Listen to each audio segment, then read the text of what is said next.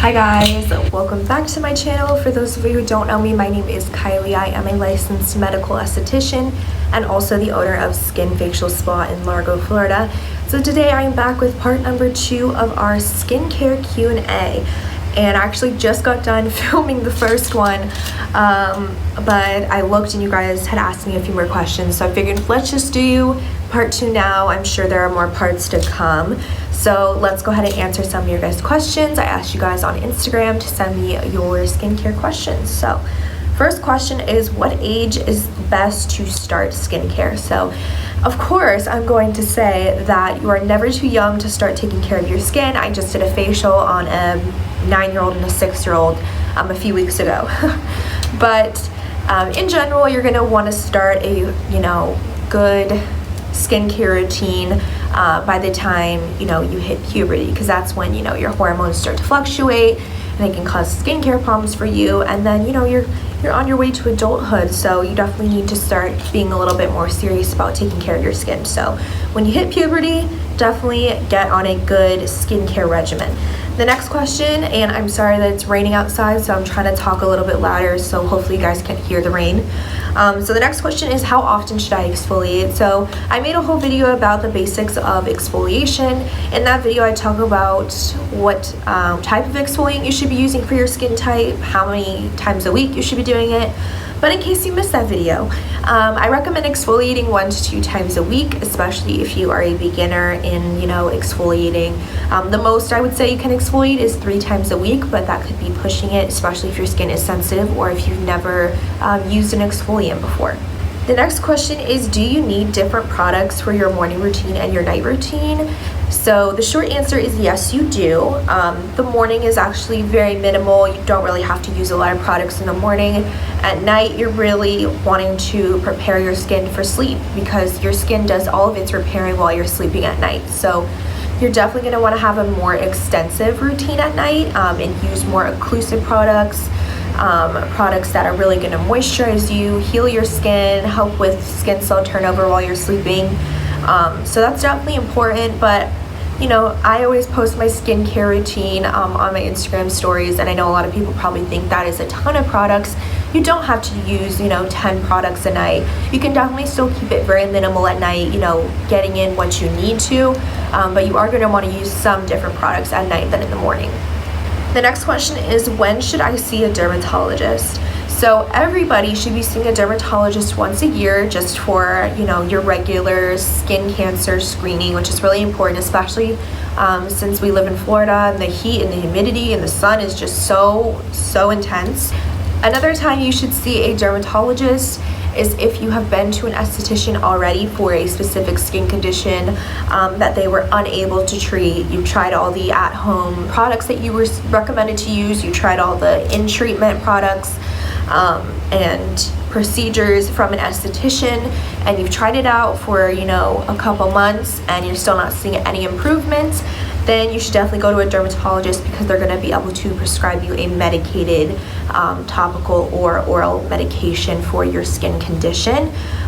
Or if you have any type of moles or anything that you need to get looked at, definitely see a dermatologist. I always tell people, I'll always, look around, look at your face, your décolleté, and if I see, a mole that's a little bit irregularly shaped, or, if you're telling me that it's a little bit painful in that area, I'm going to go ahead and recommend you to a dermatologist, because that's not my scope of practice to, treat skin cancer or determine if someone has skin cancer or not. I do know, the very beginning signs and kind of what I can look out for to recommend you to a dermatologist.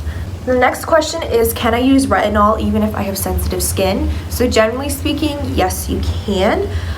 Your retinoid is going to be your prescription strength. It's going to be a lot stronger. That's something that you're going to get from a dermatologist. So if you have sensitive skin, you're definitely not going to want to start out with a retinoid.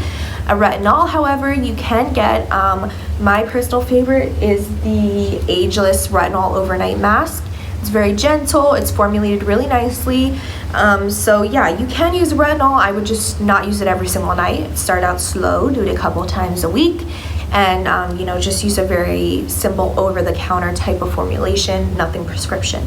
The next question is, do you really need a separate cream for your eyes than you need for your face?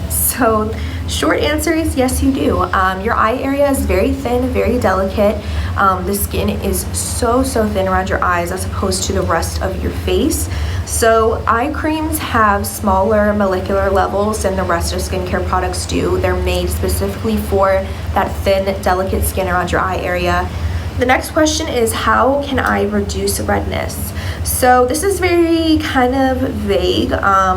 If you just have general skin redness as opposed to rosacea. So if your skin is just naturally very red, but you don't have rosacea, or maybe you do and you don't know that you do. So if you do have rosacea or you're unsure, I would definitely, here's another scenario in which you should go see a dermatologist. But generally speaking, if you have redness, I would just use very gentle and moisturizing products. You know, things that include ingredients like chamomile, aloe vera, just very soothing, gentle ingredients, nothing too harsh, nothing too stripping. I wouldn't exfoliate at all, and if you get to that point, I would definitely see an esthetician to kind of give you the okay to exfoliate. But once you do start exfoliating, it's going to be something very gentle, very minimal, no scrubs. I would also avoid the heat, so that includes, if you go to get a facial, if I see someone with really red skin, I'm not going to steam their skin. I'm probably not going to do any hot towels. Obviously, you don't want to be out in the sun anyways, but especially if you have red skin, saunas, just any kind of heat, it's going to really flare up the redness even more. So just try to keep your skin really calm and moisturized. The next question is, what number SPF should I use? So I always recommend that everybody use SPF 50. That is your absolute best bet, is to use SPF 50, but at minimum 30. Do not go any lower than a sun protection factor of 30, or else it's just not even worth it and you're really not being protected at all. The next question is it possible to make my pores smaller? So technically you cannot make your pores smaller. Your pore size is usually genetic. However, your pores can get bigger. If they get clogged up with oil, dirt, and bacteria, they tend to stretch out, and after they stretch out, there's no way to make them smaller. They're set in their ways at that point, which I know that sucks to hear. There are things that you can do, however, to minimize the appearance of them, but they are going to be the same size, forever, essentially. So how to make your pores appear smaller is to use a beta hydroxy acid, salicylic acid. That's your oil soluble chemical exfoliant. Definitely exfoliating is going to be the best way to make your pores look smaller. You can also use a retinol, that might help a little bit as well. Next question is, why should I oil cleanse? So I've been sharing on my stories my skincare routine a lot, and you guys have seen me use the Paula's Choice Perfect Cleansing Oil. I talk about oil cleansing a lot because it's my favorite way. Oil cleansing. Okay, so I'm gonna kind of tie this in with the last question, because the last question I have is, why can't I use makeup wipes? Okay, so we're just gonna reverse these questions real quick. Okay, so why can I not use makeup wipes? So I don't like makeup wipes because they're really tugging on the skin. You're really pulling and tugging, making yourself more prone to wrinkles and just bringing everything downwards, which we don't want to do. They're just too abrasive. It's just so much tugging on the skin. Another thing is the ingredients in makeup wipes usually aren't that great. They usually have some type of fragrance, dyes, alcohols, just things that aren't beneficial to your skin. I mean, obviously they remove your makeup, but there's ways to do that in which it would still be beneficial to your skin, which is why I recommend oil cleansing. So oil cleansing is going to literally melt off the makeup. It's so easy. Just use a couple pumps of oil on dry skin. It literally melts off your makeup. Rinse it off and then follow it with your cleanser. I like oil cleansing because it removes my makeup really easily without any of the tugging or the harshness or the bad ingredients in makeup wipes. It also helps soften any sebum blockages, so any kind of like clogged pores and oil buildup, it's going to help soften those and clear those up a little bit easier. And then it also just helps with the overall texture and tone of your skin.